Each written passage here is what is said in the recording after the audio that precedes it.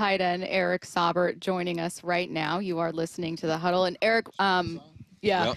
we were just talking about being veterans and when that kind of hits you, and in this room, it's a really young team, and are you kind of like becoming this veteran voice and someone they turn to? I think so, yeah. I think they said everybody in the room combined years of experience is still less than mine.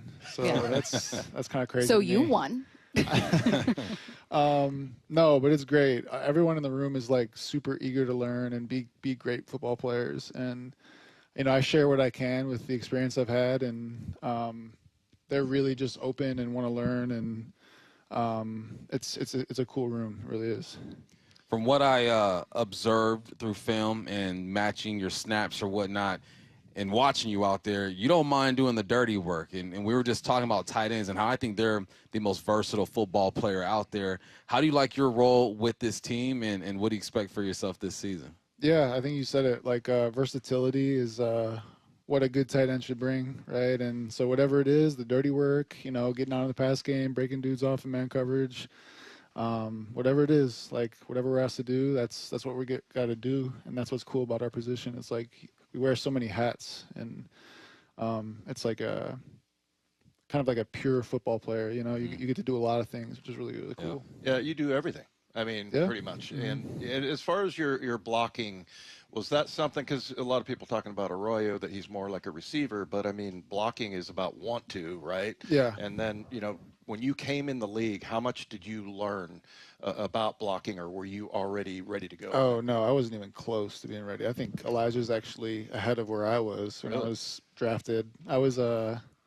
pure receiving tight end on paper, all this as well, as scouts said. And it was a big adjustment, obviously, from Drake, right? Like, wasn't blocking anyone, like, you know, on the edge that we face and at that level.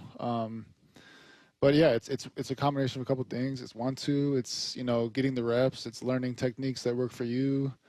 And he's going to be, if he wants to, man, he can become, you know, a great complete tight end. You know, he's shown his receiving ability, obviously, and he's shown definitely great flashes of, you know, run game. But a lot of that just takes, you know, repetition and experience for you to develop. And then, like you said, again, want to.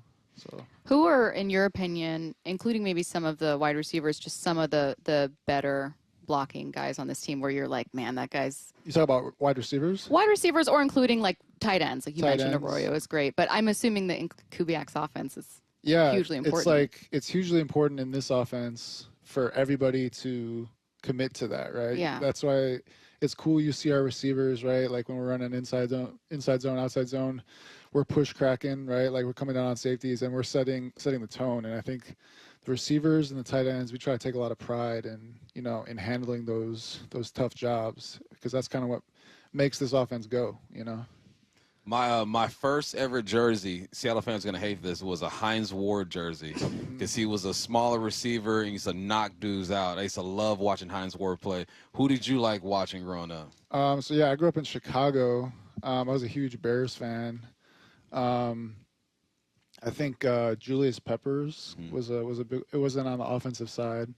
Matt Forte was cool to watch, but Julius Peppers, he was just a dog on the edge, and it was kind of like a full circle moment. I got to the league, and I was drafted by Atlanta, and all of a sudden I'm lining up against Julius Peppers on the Carolina Panthers, and I'm like, man, that was wild for me. I bet. Yeah, it looked like he could have been a basketball player as well. He was. Yeah, he was. He was in college. Yeah, he played. That's right. Yeah, in college. But yeah, I mean, who did you sort of model your game? I mean, when you were growing up, did you play a lot of different sports? First of all. Yeah, I didn't play football actually until high school. I played baseball my whole life. My mom really wouldn't let me play football until I got to high school. And then I kind of fell in love with football, fell in love with basketball. Jimmy Graham was someone I looked up to. I ended up being his teammate too, which was kind of full circle as well. Tony Gonzalez was a awesome tight end to learn and watch. Still pull up some of his stuff. So every team that I was ever on, there was always somebody talking about how good they were at basketball. Yeah, like that's like a guys, point. Yeah. Like everybody thought that they were, I could have played in college. Is that still the same way? I think so. I think a lot of people. There's a lot of bragging that goes on about basketball. Everywhere in the locker room, you're going to find people that say they should have been in the NBA if they weren't doing this.